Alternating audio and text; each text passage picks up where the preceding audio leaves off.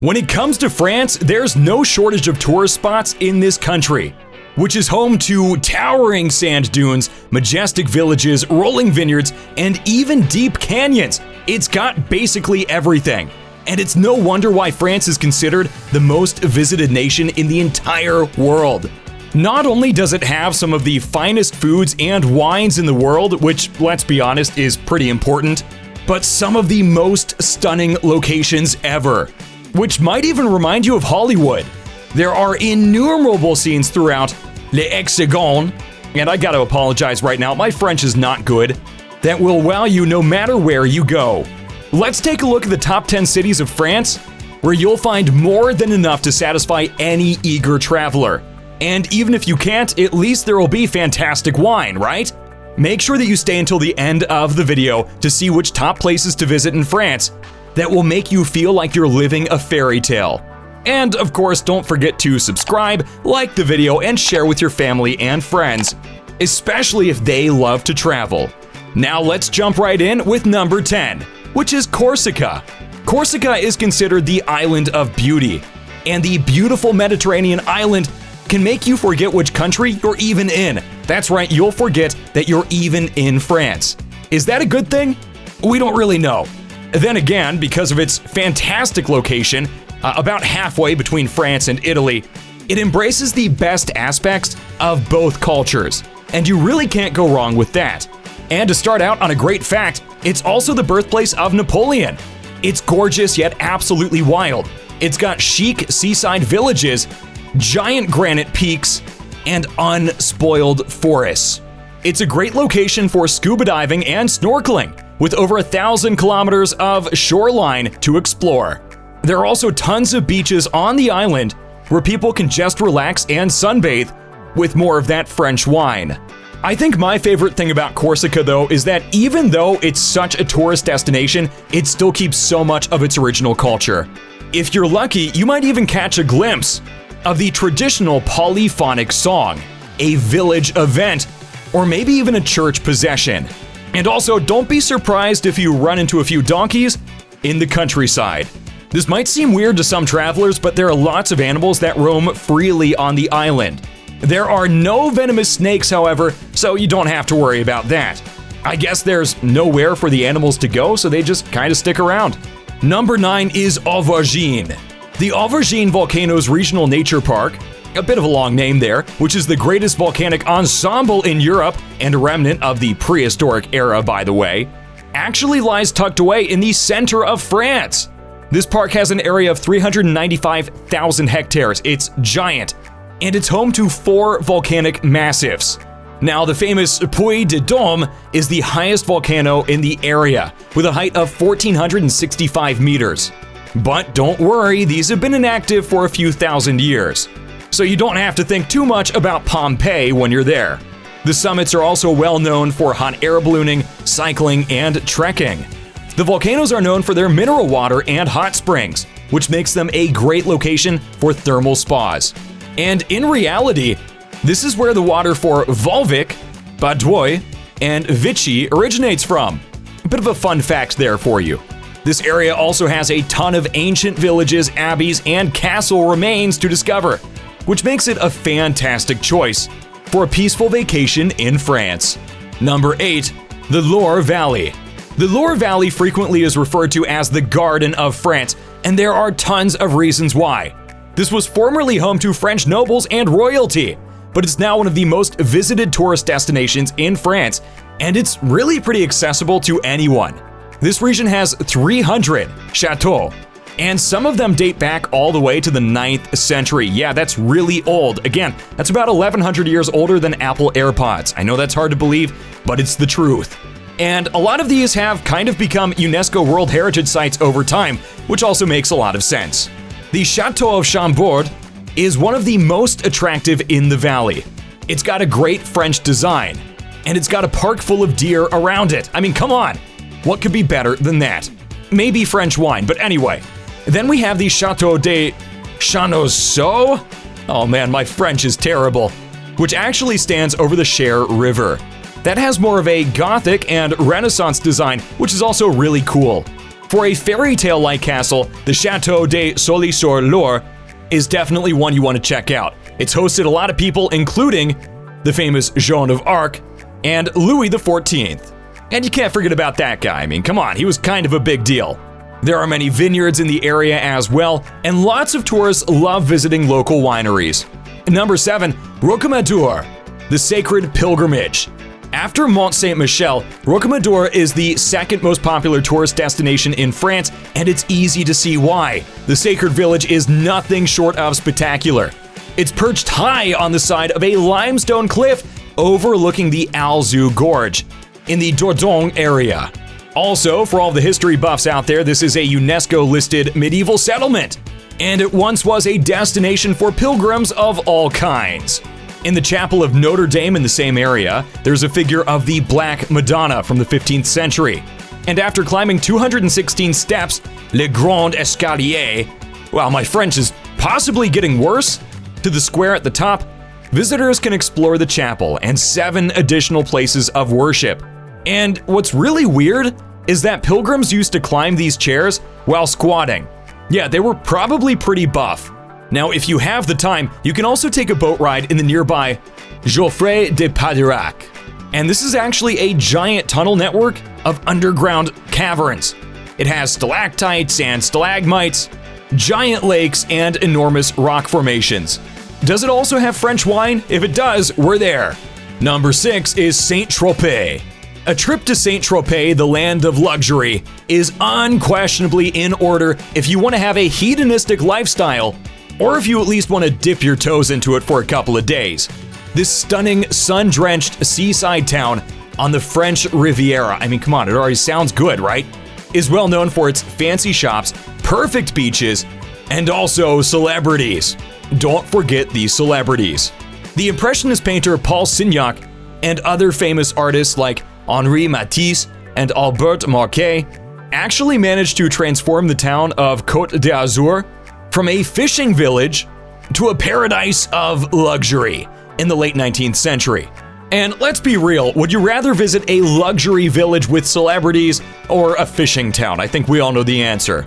Saint-Tropez didn't really become well known until the 1950s actress Brigitte Bardot, who was an absolute bombshell by the way, made her way onto the scene. Et Dieu crée la femme, her film, was filmed at the resort. But it's still a nice homey place, you know, it's got a lot of bustling activity, but older residents continue to play boules at the Place des Lycées. Again, man, my French! Despite the flash and grandeur, while others enjoy café au lait along with the charming port. Number 5 is Normandy.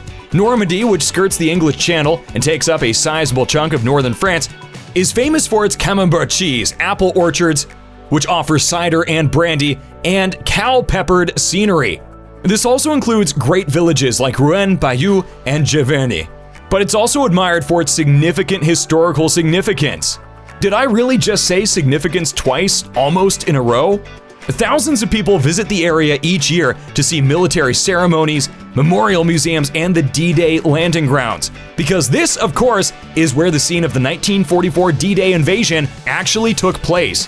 The magnificent Mont Saint-Michel, one of France's most well-known tourist destinations, is another highlight of Normandy. But you also find lots of other stuff, castles, cathedrals, little towns spread throughout the region, because sometimes you need a little town in your life, and also a leisurely pace of life. This is arguably where France is at its friendliest. Number 4, Dune de Pilate. The Dune de Pilate, the tallest sand dune in Europe, yes, it really is in France, offers 360-degree views that nature enthusiasts are gonna love. This is one of the most famous destinations in France, because it's a stunning natural wonder in its own right. And it's situated in the La Teste de Bouche in the Arcachon Bay region. Again, I apologize, my French is not good. Almost 1 million people visit each year to walk along the ridge's 2.7-kilometer length and climb the 154 wooden steps to the front. Do they do that while squatting like the pilgrims did? That's an interesting question.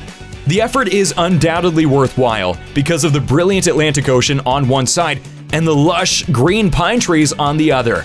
Paragliders and other outdoor enthusiasts will love the Dune du Pilate. It's also enjoyed by campers because it's got 5 surrounding campgrounds. And after you climb this dune, you might want to cool off. Take it from me, it's really, really wild. And it can be a little strenuous, but it's still really rewarding. After this, Corniche Beach offers a great place to go swimming. This is close to the main entrance and is situated at the base of the dune. It's pretty tough to miss, but make sure that you keep your eyes open. Number 3, Provence. Provence is one of the most picturesque and arguably best smelling areas in France, especially during the summer, because of the unending sea of lavender farms. And during this time of the year, you're gonna find lavender everywhere. The Saude Plateau, the Luberon Valley, and the Valençon Plateau are some of the most picturesque places to take in their beauty. But nothing tops the floral fields that surround the Notre Dame de Saint-Acou Abbey for the perfect postcard image, which, guys, again, it's France, it's beautiful, but some places are still more beautiful than others. Every June and July, the magnificent 12th century church, which is in the countryside next to the village of Gourd, is absolutely enveloped in a sea of purple as far as you can see. And these fields are actually cultivated and tended by monks, believe it or not. Yes, they are, together with beekeepers that live in the area. In fact, guests can actually stay with them and experience a peaceful spiritual retreat.